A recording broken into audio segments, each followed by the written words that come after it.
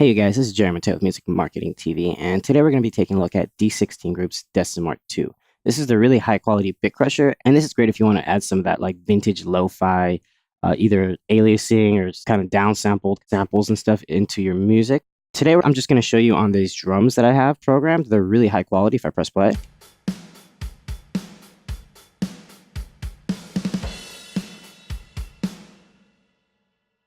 and there you go. I mean, they sound really good. This is actually a song that I'm in the middle of recording. It's a cover for Smoke on the Water.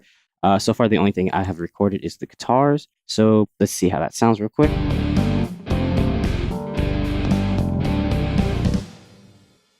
So the drums fit in this pretty well, but what I want to do is I want to see what we can do if we ever want to make a really lo-fi drum sound.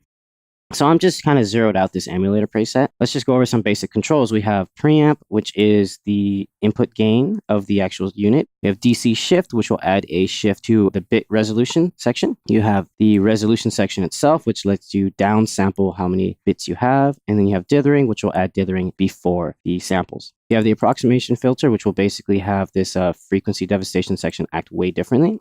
You have the jitter, which basically does like it says. It makes a little bit of jittering on the resampling.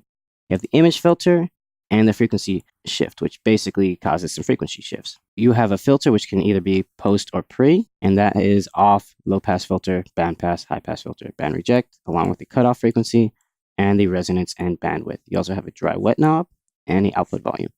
So let's see what we can do to make this sound really lo-fi. Let's just press play. Let's see if we do a little bit of downsampling on the bits. Add a little bit of dithering. I like the DC shift. Now let's try resampling it.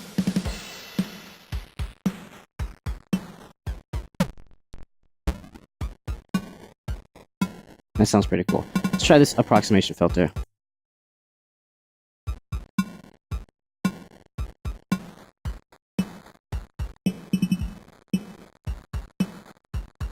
Try the jittering.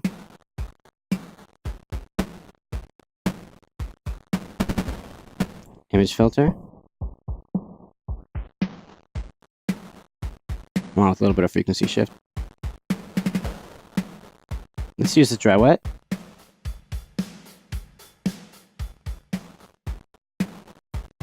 Cool.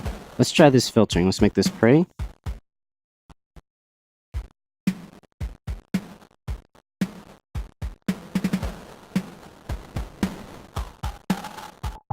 Put a post.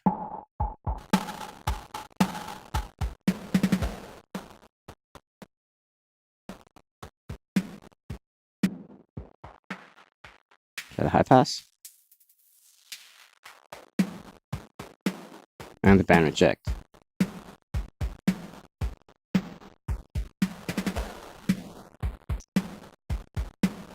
And there you have it.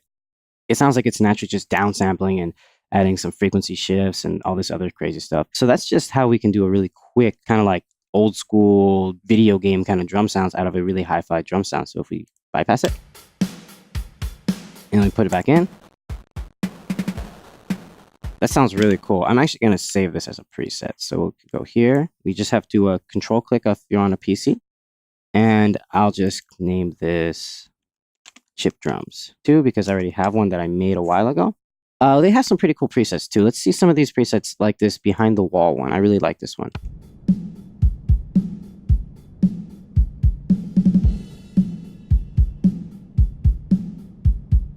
It makes it have this like really dark sound to it. Try behind the glass. Let's try this grit box.